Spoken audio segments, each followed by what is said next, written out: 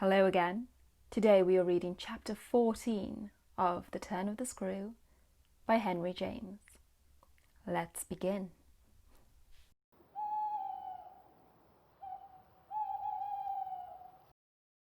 The Turn of the Screw, chapter 14. Walking to church a certain Sunday morning, I had little Miles at my side and his sister in advance of us, and at Mrs. Groce's, well in sight. It was a crisp, clear day, and the first of its order for some time. The night had brought a touch of frost, and the autumn air, bright and sharp, made the church bells almost gay. It was an odd accident of thought that I should have happened at such a moment to be particularly and very gratefully struck with the obedience of my little charges. Why did they never resent my inexorable, my perpetual society? Something or other had brought nearer home to me that I had all but pinned the boy to my shawl, and that in the way our companions were marshalled before me, I might have appeared to provide against some danger of rebellion. I was like a jailer with an eye to possible surprises and escapes. But all this belonged, their magnificent little surrender, just to the special array of the facts that were most abysmal.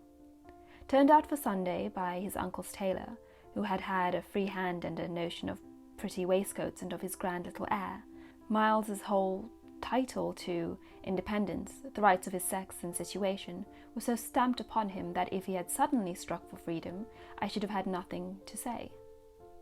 I was by the strangest of chances wondering how I should meet him when the revolution unmistakably occurred.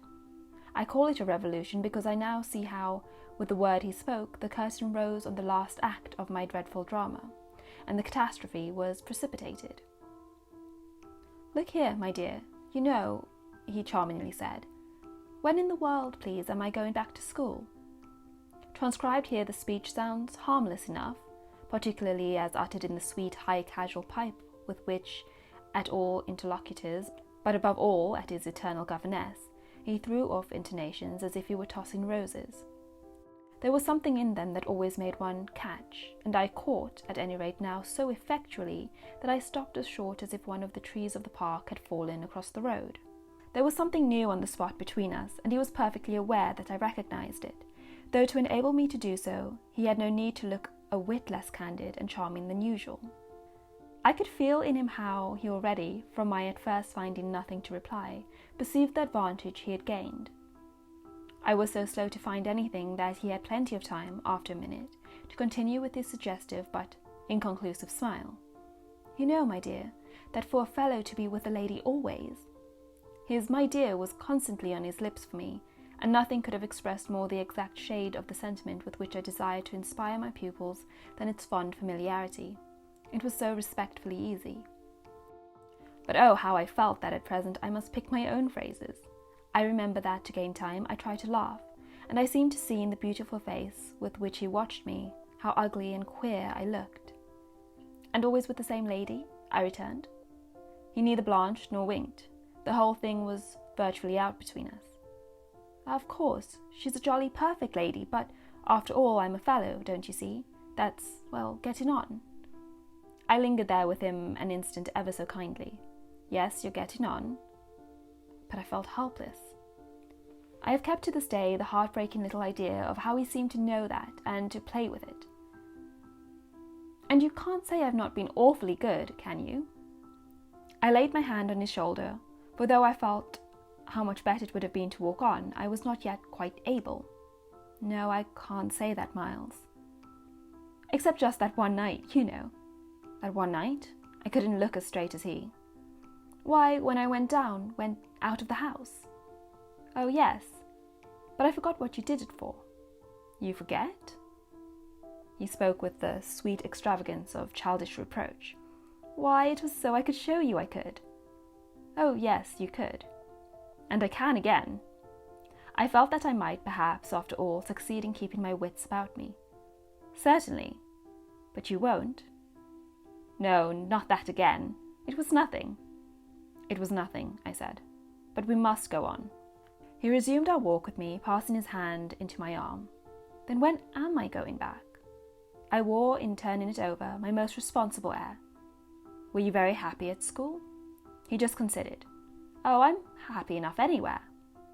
"Well then," I quavered, If you're just as happy here. But that isn't everything. Of course you know a lot. But you hint that you know almost as much, I risked as he paused. Not half I want to, Miles honestly professed. But it isn't so much that. What is it then? Well, I want to see more life. I see. We had arrived within sight of the church and of various persons, including several of the household of Bly, on the way to it and clustered about the door to see us go in. I quickened our step. I wanted to get there before the question between us opened up much further. I reflected hungrily that for more than an hour he would have to be silent, and I thought with envy of the comparative dusk of the pew and of the almost spiritual help of the hassock on which I might bend my knees. I seemed literally to be running a race with some confusion to which he was about to reduce me, but I felt that he had got in first when, before we had even entered the churchyard, he threw out, "I want my own sort." It literally made me bound forward. "There are not many of your own sort, Miles," I laughed, "unless perhaps dear little Flora." "You really compare me to a baby girl?" This found me singularly weak. "Don't you then love our sweet Flora?" "If I didn't, and you too, if I didn't," he repeated, as if retreating for a jump, yet leaving his thought so unfinished that, after we had come into the gate, another stop which he imposed on me by the pressure of his arm had become inevitable. Mrs. Grose and Flora had passed into the church, the other worshippers had followed, and we were, for the minute, alone among the old, thick graves. We had paused on the path from the gate, by a low, oblong, table-like tomb. "Yes, if you didn't," he looked while I waited at the graves. "Well, you know what." But he didn't move, and he presently produced something that made me drop straight down on the stone slab, as if suddenly to rest.